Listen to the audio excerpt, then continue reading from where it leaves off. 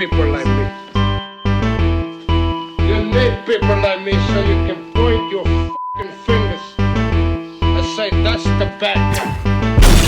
That's the bad guy. That's the bad guy. That's the bad guy. That's the bad guy.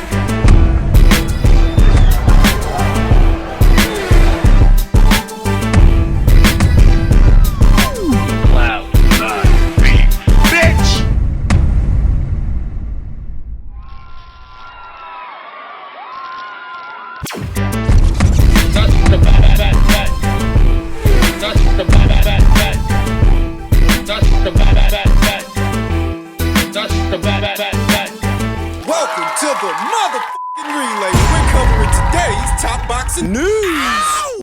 Okay, we'll start with this. It has been officially announced that Alicia Baumgartner will in fact be facing France's own Elhem. In my previous video, we talked about how Elhem had entered the running for the undisputed super featherweight title fight. Elhem herself stated, "Since my WBC interim 2019 title, I've been waiting for this moment. Maybe fate has played as well. Instead of a belt, there will be five.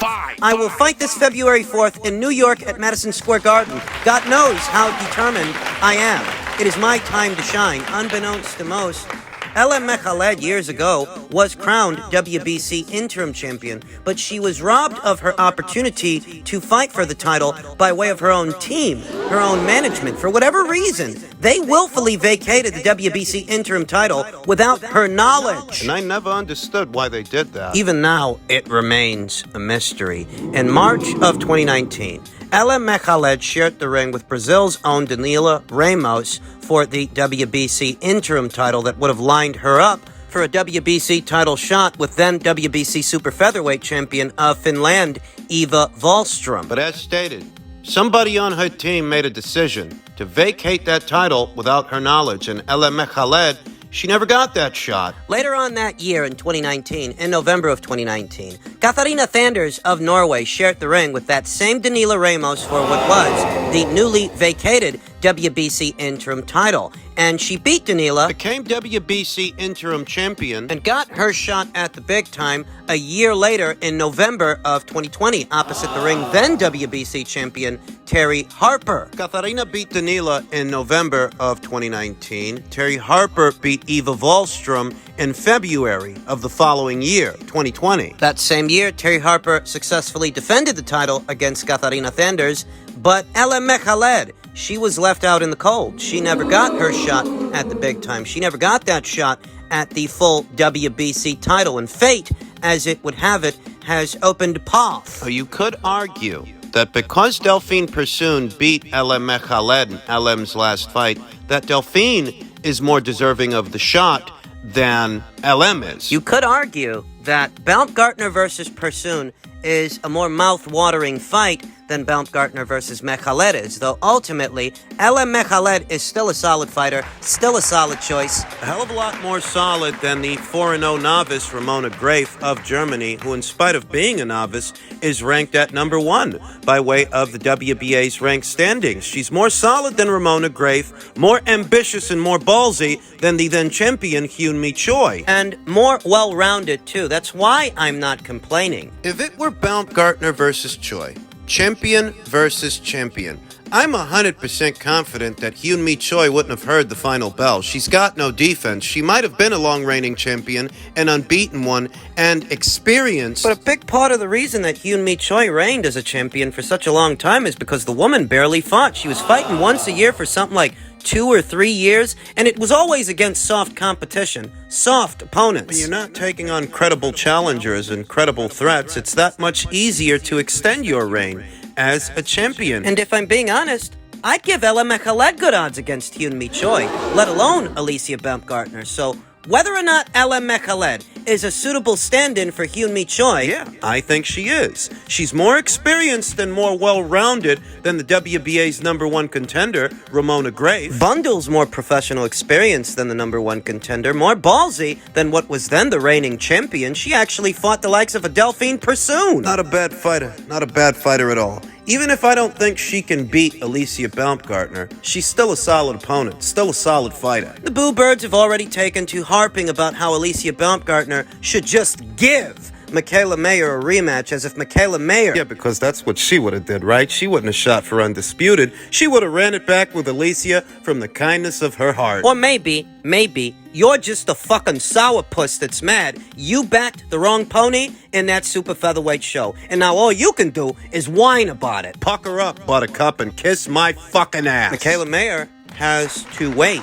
And it really is as simple as that. You think I'm against seeing the second fight? You think I'm against the rematch? I'm not. But I know how this works, and I know what Michaela would have did had she been the one that secured the W. Nobody likes their own medicine. And she's having a spoonful. Those are the breaks. Baumgartner versus Mekhaled is a solid fight. I will admit that it's not as mouth-watering as Baumgartner versus Persoon would have been, and you could argue that Persoon deserved a title shot more than Elhem did. Under these circumstances, Elhem Mekhaled would have been my second choice, behind only Delphine Persoon. It's the only fighter I think deserves a title shot more than Elhem Mekhaled does. Elhem is long overdue to fight for a title. She really got screwed, really got done over in 2019. And there was never really any recompense for that. WBA has so decided to approve Elhem Mekhaled as a stand-in for Hyun-Mi Choi. And I'm okay with it.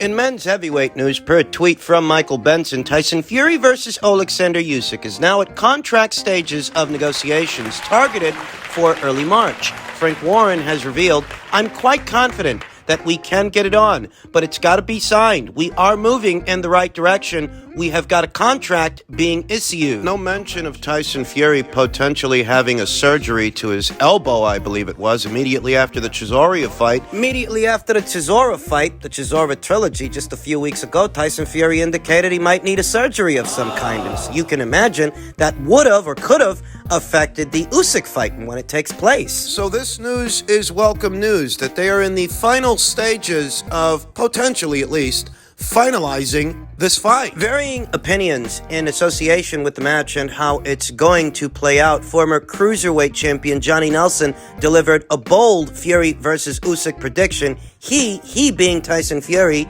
he's too smart for Alexander Usyk. Myself, I don't got a lot of stock in Johnny Nelson's predictions because Johnny Nelson in the past has exhibited, when attempting to forecast the outcome of a match, Johnny Nelson has exhibited a bit of hometown pride, bit of nationalism, and that renders the predictions pretty useless. Not even saying that there's anything wrong with that, but if all you're gonna do is root for the hometown fighter or the fighter that flies the same flag that you do, then there's no point in asking you who's gonna win. We know what you're gonna say. Don't misunderstand me. There's actually a place for nationalism in sports, organized sports. Of course there is, but when you ask a former cruiserweight champion his thoughts on a match, you're not asking him for his nationalism, you're asking him for his professional insights. And sometimes with Johnny, I'm not sure that's what we're getting. It's something that we see from a lot of different fighters that are from a lot of different places. In my opinion, I'd say Tyson Fury wins. Too big, too strong, too smart, in and outside of the ring. I think it'll be lost in translation if he tries any of the old mind games. Usyk won't be aware of that, but fighting is about the build-up to it, the mental aspect of how you approach it. Tyson Fury has proved himself to be a full-fledged fighting man, and a big one at that, so it's Usyk who has to prove that no matter how big Fury is, he can make him fall. But I'm going with Tyson Fury on this one. You will notice that Johnny Nelson referenced Tyson Fury's size more than his intelligence. Most people do, advertently or inadvertently, when it comes to this fight. They mention Tyson Fury's physically imposing size because in this fight, that's his best weapon. Yes, 10 out of 10 people that are picking Tyson Fury are going to tell you that he's too big for Usyk. But him having a size advantage over Usyk hardly accents Tyson Fury's ring savvy or his intelligence. It's just that he has a height advantage, a reach advantage, and a weight advantage. So is he too smart for Alexander? Or is he just too big and you're trying to find a nicer way of saying that? Yet another former pro, Barry McGuigan, he had a very different take. Barry McGuigan doubts that Fury is the fighter that he was. Usyk is the better boxer. Even if he's not the bigger boxer, the bigger man. Barry McGuigan has gone against the grain in the boxing world, stating that Tyson Fury could be in for a rude awakening when he faces Alexander Usyk. It looks likely that the two heavyweight champions will face off in early 2023 to crown an undisputed champion for the first time in 2 decades. Usyk, who previously held all the titles at cruiserweight, is the underdog in the eyes of most pundits, Fury's sheer size and strength being the deciding factor in their predictions. What did I tell you? When you ask people that are going with Tyson Fury to win this thing, what they tell you more often than not is that Fury's too big. Tyson Fury being a better boxer in terms of nuts and bolts, being a better boxer than Usyk, is a tenuous claim to say the least. Tyson Fury, for the most part, outmaneuvers a lot of guys that have no maneuvering capabilities. Tyson Fury's bread and butter is being able to move like a smaller man whilst being bigger than most everyone else. And he may move better than a Deontay Wilder, than a Dillian Whyte. He may, in fact, be a more coordinated fighter than those fighters were, but is he a better mover than Alexander Usyk? I don't know about that. I'm not convinced that Fury is the fighter he was based on what I saw against Derek Chisora. Del Boy is durable and stands in front of you. And yes, Fury boxed the ears off him, but he never looked like taking him out. I'm not sure 19 and a half stone suits Fury. He should come in 10 pounds lighter and be more nimble against Usyk, which he will need to be in prepping for the Anthony Joshua fights. Usyk sparred 4 or 5 big guys and battered them. Tyson Fury's going to be more nimble than a Dillian Whyte, more nimble than a Deontay Wilder, a Tom Schwartz, or a Derek Chisora. But is he more nimble than an Alexander Usyk? Moreover, is that how he even plans on fighting it? You ask people about this fight, they tell you that Tyson Fury's going to run him over. Use his physically imposing size to overwhelm the smaller fighter, but if he does that, that doesn't actually require him to be nimble. What you're basically saying is that he's going to charge him. Fury may be bigger, but he is most definitely not the better boxer of the two. He has the clear physical advantages, but Usyk punches the living daylights out of the big boys. He has a field day with them because of his speed and his southpaw stance. They can't hit him. Fury's bread and butter really is outmaneuvering guys that can't maneuver. You know, Deontay Wilder's known for his punch, known for his power, not his boxing. He's a one-handed fighter with 2 left feet. Dillian Whyte, good fighter, proven fighter that he might be, he's not known for his maneuvering capability either. Neither is Derek Chisora. I have to say that in terms of fighters that Tyson Fury fought that had good maneuvering capability, Vladimir Klitschko would be the only one. But Vladimir Klitschko, He was a very different fighter than Alexander Usyk is. in my experience as a fighter, it is almost impossible to land a clean jab against an elite southpaw. Usyk is also a brilliant counterpuncher, and though he does not have lights-out power, he is so durable and physically strong. Tactically, he is outstanding. Fury will be odds-on to win, but when you drill down, it is a bit more difficult fight for him than Wilder or Klitschko. Fury relies on his size and intimidation, but Usyk does not scare easily. The way he stared down Fury at the Chisora fight told us that. Usyk was too good for Joshua, who improved considerably in the second fight. Joshua is a decent attacking fighter too, better than Fury on the front foot. Fury is essentially a box fighter. He rarely comes forward until he has to. Speed is the issue. Usyk is not only a southpaw who moves brilliantly and takes a shot, he has epic speed. Barry's assessment is a lot more comprehensive than what we got from Johnny Nelson, which was tantamount to saying that Fury's big and that's why he wins. Whether or not that's true, there really is only one way to find out. He might be too big, though. The idea that he's a better boxer than Usyk, that's what I wrestle with. Yeah, I don't know about that. And finally, just in keeping with things that the McGuigans say, Shane McGuigan, the son of Barry McGuigan, on Joshua, says he needs to stop questioning himself, not place blame on trainers. There may very well be a nugget of truth in what Shane has to say, because Anthony is once again shopping around for a new corner. The fact is, he's been around a few different trainers, and that automatically makes you think he's blaming the trainer for not performing. The bottom line is, it is with you. You are responsible for your performance. Robert Garcia has an unblemished record. He's incredible. He has produced many world champions and is a great coach, McGuigan told Boxing King Media. But if you're not not listening to him, you're not taking on board what he is saying, then it is hard to implement his tactics. I think Joshua is going through a crisis. He needs to stop questioning himself. He's got to knuckle down and get on with it. And whomever he goes with, he has to concentrate on fighting aggressively, whether he fights Usyk or someone else. Like I said, I think there's a nugget of truth in what Shane is saying, because Anthony Joshua is back on the market for a new corner, and it can't be because he's satisfied with the way things are. Though, is a new corner really the answer? Moreover, what's the question? What question is he trying to find the answer to? You think you lost to Usyk because you had Robert Garcia in the corner? You couldn't beat him when you had Rob McGuigan and Angel Fernandez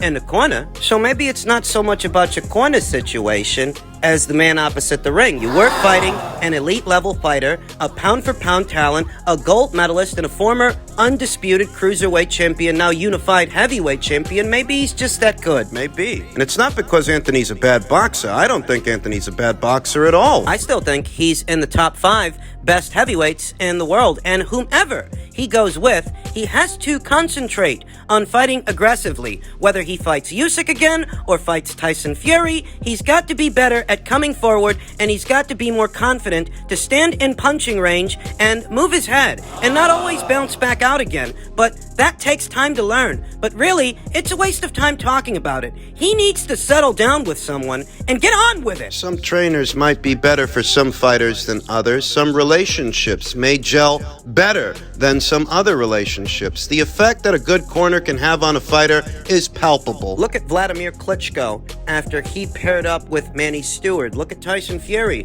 after he paired up with Sugar Hill Stewart. The right corner for the right fighter can have a palpable and measurable effect. It can, though. Anthony losing to a fighter the caliber of an Alexander Usyk. Isn't it a bit of an oversimplification for Anthony, at least in his own mind, to think that the outcome of that match all boils down to whether or not he's gelling with his own corner? Some portion of this does boil down to who it is you're fighting. Usyk is a great fighter, and there's no shame in losing to him. Perhaps that's what Anthony's wrestling with. He is eager to get himself back in the winner's bracket and at some point reassume the throne. Become a 3-time heavyweight champion. I myself don't think it's the worst idea that Anthony is in the market for a new corner, though at the same time it does communicate indecision, as Shane McGuigan specified. Though at the same time, you might adhere to one trainer's instructions a little better than another's based on the relationship,